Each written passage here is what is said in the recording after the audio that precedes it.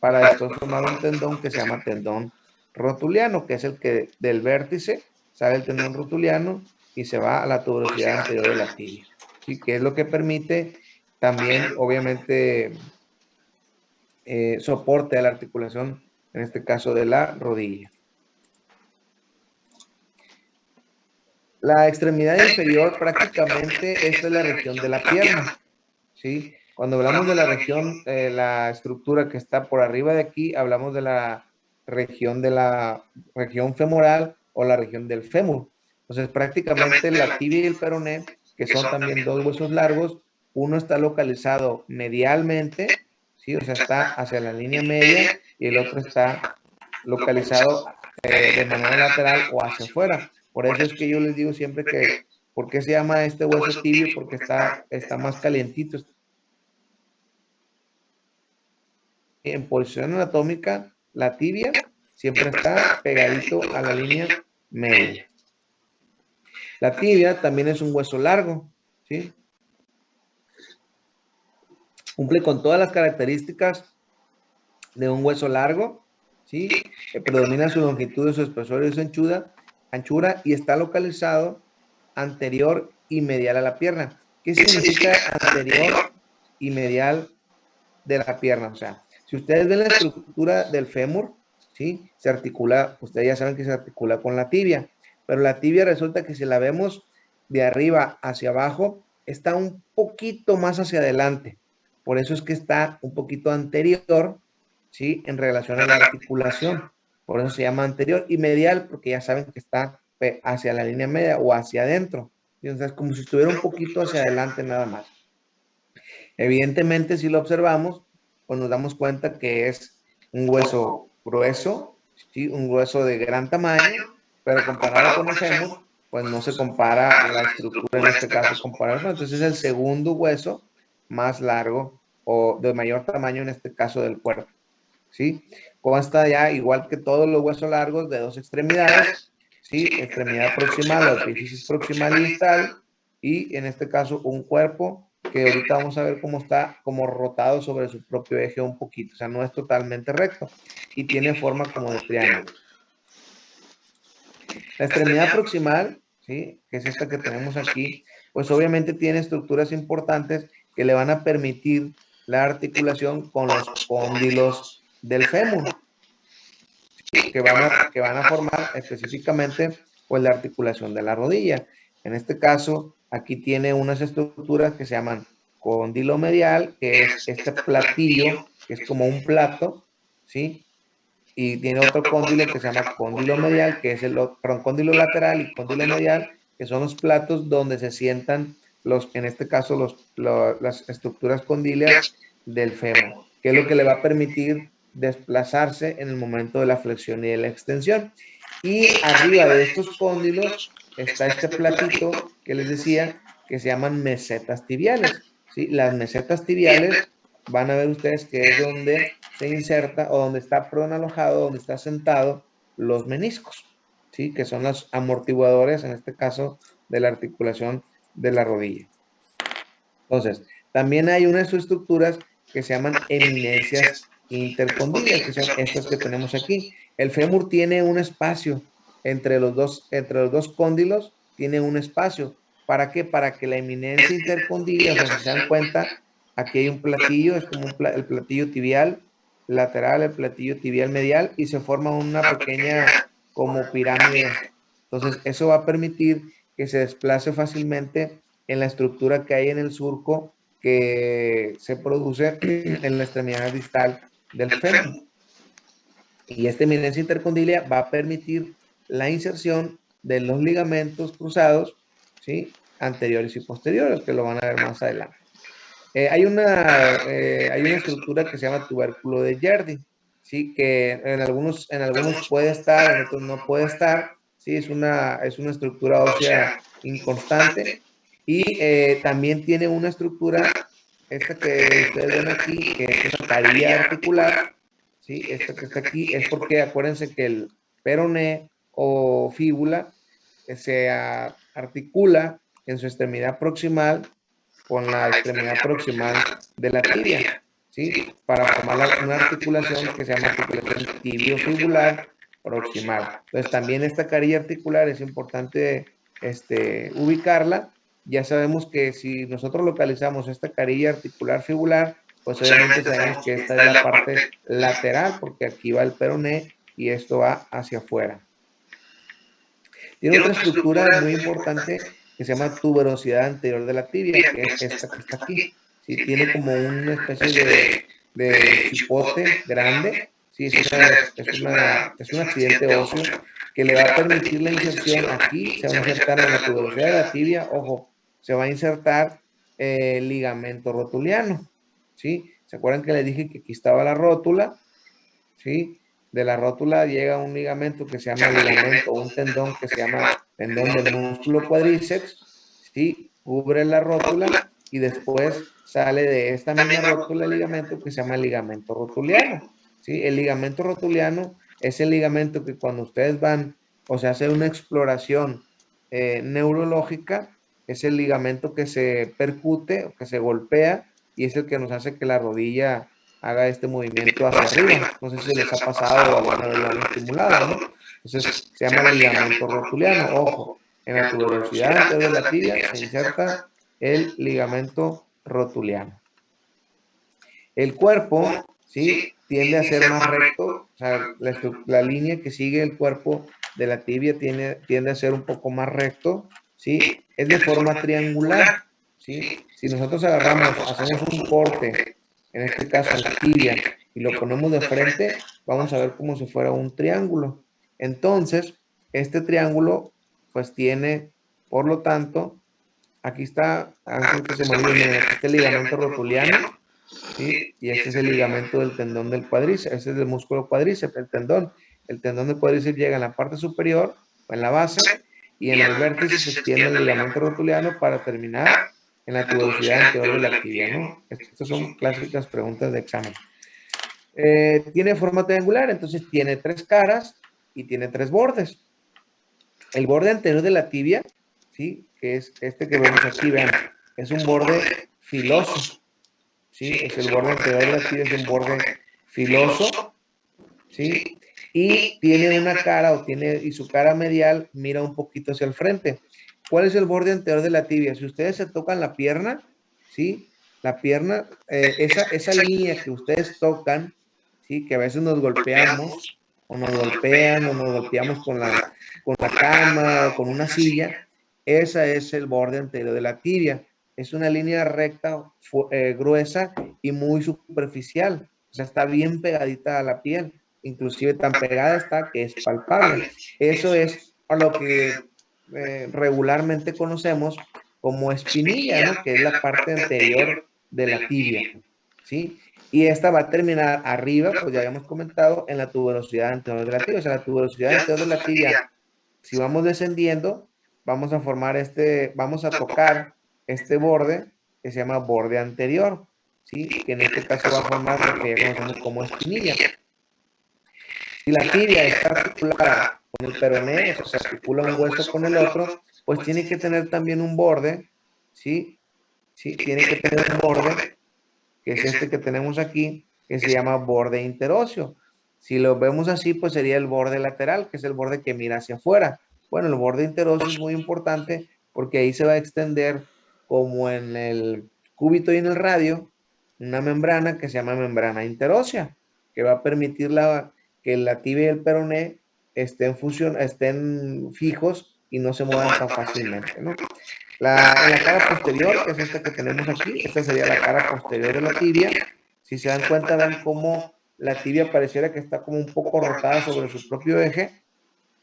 Sí, tiene una estructura que se llama línea del músculo sóleo, que es esta que tenemos aquí.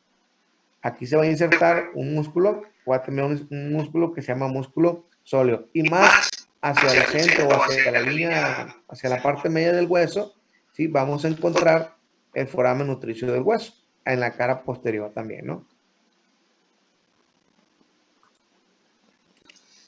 En la extremidad distal, prácticamente es mucho más pequeño. Si se dan cuenta cómo va haciéndose de más grande la extremidad proximal va descendiendo y va haciéndose más pequeña.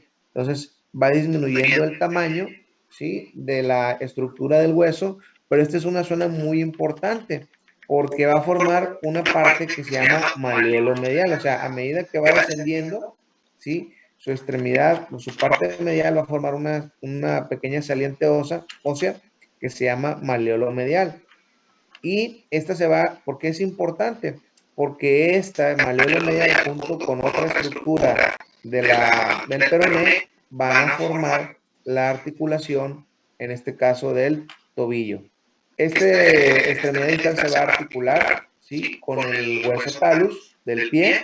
O sea, van a formar una estructura que se llama mortaja, que es así más o menos, y se va a articular en este caso con el talus. Van a formar la mortaja maleolar y van a formar la articulación del tobillo. Entonces es muy importante, obviamente, esta estructura que va a evitar que la pierna se mueva de un lado a otro, ¿no? Y van a formar una incisura, va a tener una incisura fibular, que es esta que tenemos aquí. Acuérdense que el peroné va a estar pegadito a la tibia, tiene una carilla articular arriba en la extremidad proximal, y también tiene una carilla articular en la extremidad distal, que se llama incisura fibular, para formar esta mortaja, que es la articulación, que es esta que tenemos aquí. Vean cómo forma una llave inglesa en forma de C, ¿sí? Entonces, esta se llama articulación tibiofibular distal, porque se articulan en la parte más alejada de la línea media. El peroné también es un hueso largo, ¿sí? También es un hueso largo, predomina su longitud y su espesor y su anchura. Si lo vemos de lado, en relación a la tibia y el peroné, está un poquito más hacia atrás. Por eso es que está localizado posterior, y ustedes ya saben que está hacia afuera de la línea media. Esta es una vista anterior de una pierna derecha en posición anatómica. Vean cómo la tibia está medial y el peroné es lateral. Pero aquí no podemos ver lo que les digo, tendríamos que verlo de lado para darnos cuenta cómo la tibia está un poquito más adelante en relación al peroné. Prácticamente el peroné no participa mucho en la transmisión de la fuerza, en la transmisión del peso del cuerpo. Por eso es que es un hueso un poquito más delgadito, ¿sí? A diferencia del fémur y de la tibia, que es muchísimo más gruesa. Pues el fémur y la tibia son los que van a transmitir prácticamente todo el peso a la estructura en este caso, de los huesos del pie. Entonces no interviene en el soporte corporal como tal.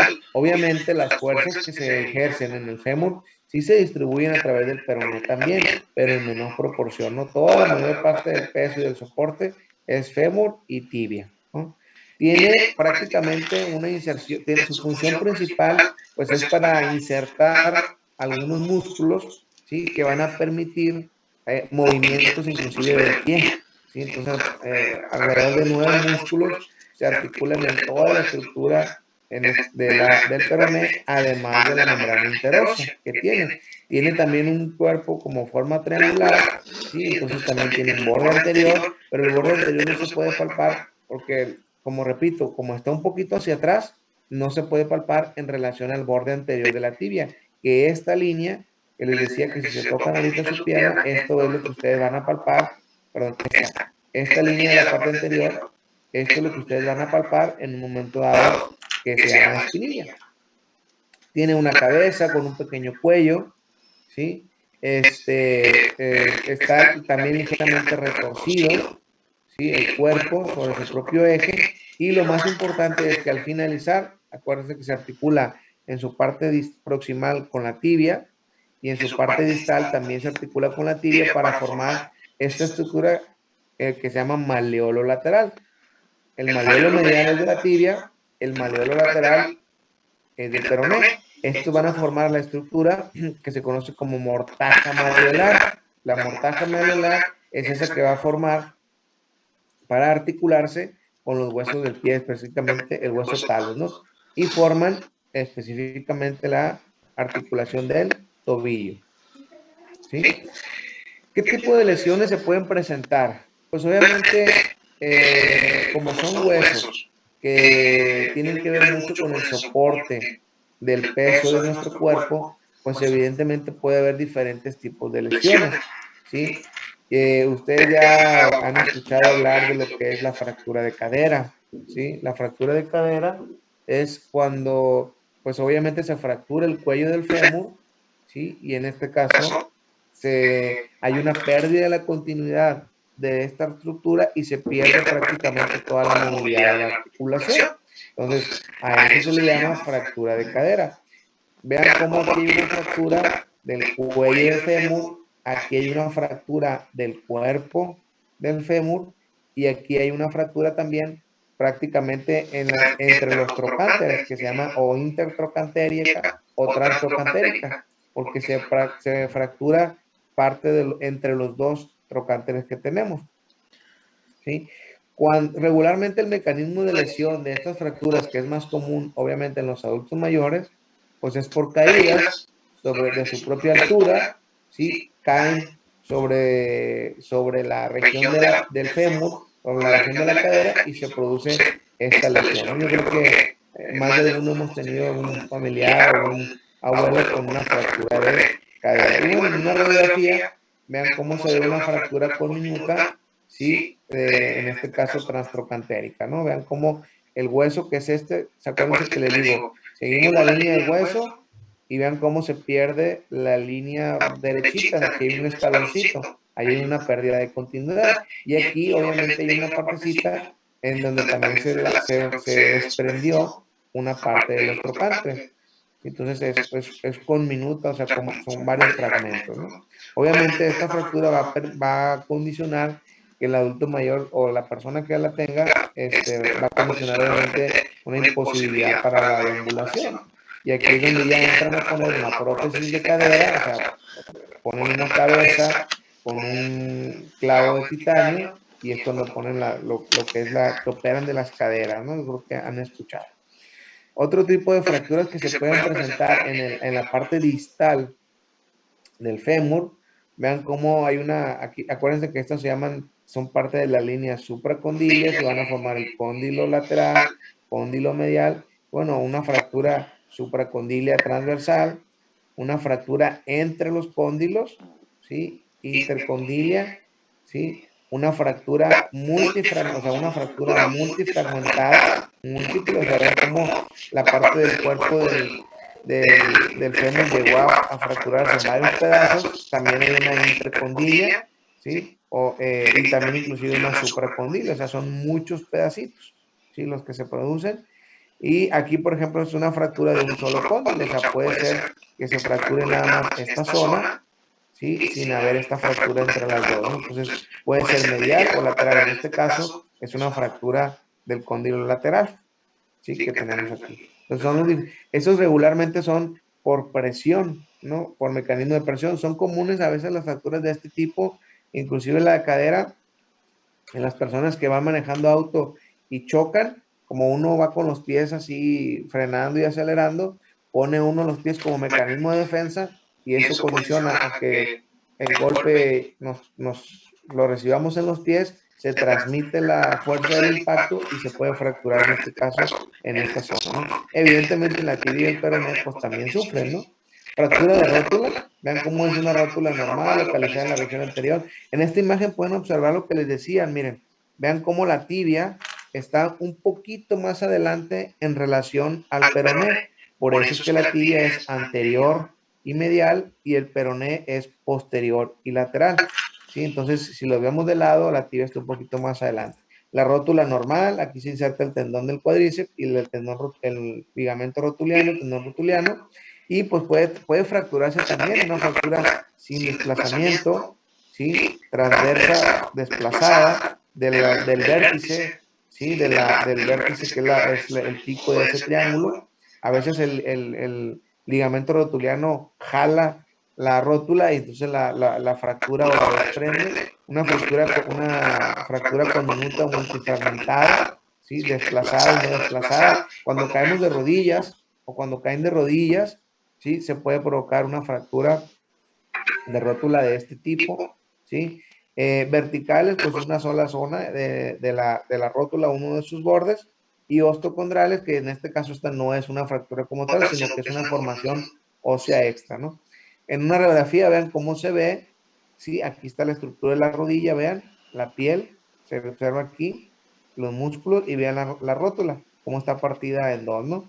Es común ver este tipo de imágenes regularmente se desplaza la fractura de rótula es desplazada porque acuérdense que acá arriba tenemos un músculo cuádriceps y acá abajo tenemos el tendón rotuliano. Entonces, cuando se fractura, una parte jala hacia arriba y la otra parte jala hacia abajo. Entonces, tiende a desplazarse, ¿no? Se observa en la radiografía, se observan así.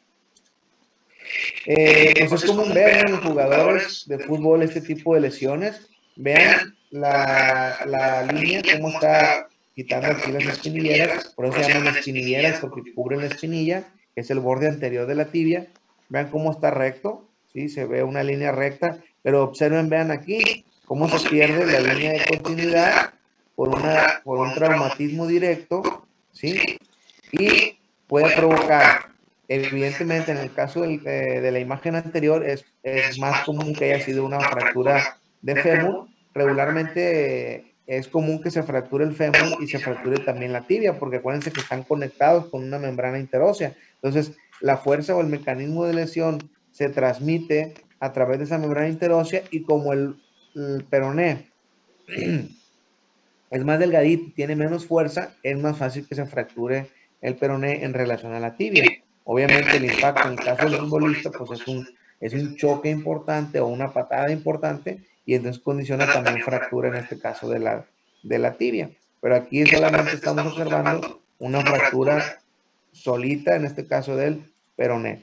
Vean, en el caso del futbolista esto es probablemente lo que él presentó, ¿sí? Vean la tibia, ¿sí? Y vean cómo el peroné también está fracturado, ¿sí? Entonces eso condiciona a que la pierna, ¿sí?, haga esto, ¿no? Como que se cae de su línea media. Entonces vean, fractura del peroné y fractura de la tibia. Evidentemente es una fractura multifragmentada de la tibia y en este caso del peroné es una fractura desplazada. Es común y estoy seguro que les va a tocar ver lesiones en donde cuando hay una fractura de la tibia, acuérdense que es un hueso que está muy subcutáneo, o sea, el borde anterior está bien pegadito a la piel. Entonces, es regularmente frecuente ver cuando se fractura la tibia, la parte superior, la extremidad o la parte superior que queda, tiende a moverse y sale regularmente de la piel. Entonces son fracturas expuestas. A eso se le llama una fractura expuesta cuando sale de la piel.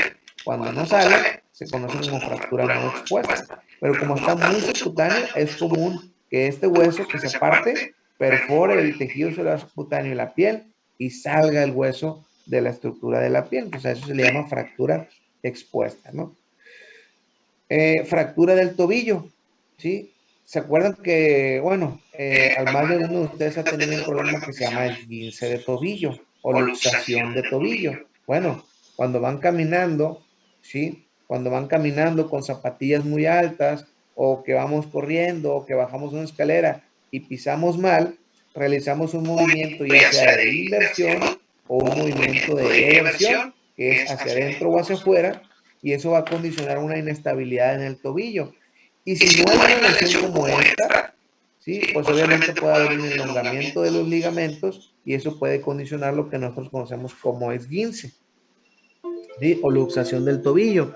Pero cuando ese mecanismo de lesión es más fuerte y mucho mayor, se producen fracturas del peroné, ¿sí?, o inclusive se pueden provocar fracturas de los malleolos, ¿sí? Esta se llama fractura de peroné y esta sería una fractura bimaleolar, o sea, se fracturó el maleolo medial y se fracturó el maleolo lateral. Obviamente esto condiciona una estabilidad total de la articulación del tobillo, ¿no? O sea, la persona cae completamente porque no tiene el soporte, en este caso, hacia el piso. Vean cómo la fractura de los maleolos, vean cómo en teoría se reparan las fracturas, se pone una placa, ¿sí?, y se insertan clavos, ¿sí?, para armar ese rompecabezas que se generó. Y vean aquí el maleolo medial también estaba fracturado, por lo que hacen es que pegan el maleolo medial y le meten un tornillo, ¿sí?, para poder pegar ese hueso con el otro hueso del maleolo medial. Y en este caso, el peroné, vean cómo igual ponen una placa, ¿sí?, con muchos o múltiples tornillos para poder tener, o a lo mejor poder formar otra vez esa línea media, ¿sí? O esa pérdida de continuidad que hubo, volverla a formar y darle obviamente soporte a la articulación del tobillo. Esa es una vista lateral de la misma radiografía. Creo que es la última. Esto es lo que vamos a, o lo que se va a tocar jóvenes la semana que entra. Se los pongo para que ya tengan, vayan adelantando un poquito. Vamos a continuar con lo que es los huesos del pie, ¿sí? En este caso tarso, metatarso y falange, todos los huesos del pie, y para continuar con la articulación sacroiliaca y de la cadera, que es la que comentamos un poquito ahorita, la articulación de la rodilla, las tibiofibulares, tanto proximal como distal, las articulaciones del pie y lo que es la estructura que le va a dar inervación a toda la estructura de la pierna, ¿no? Acuérdense que así como en el pie, en la extremidad superior está el plexo braquial, aquí también hay un plexo que se llama plexo lumbosacro, que es el que le va a permitir toda la inervación a la extremidad inferior, ¿no? Muy bien, jóvenes.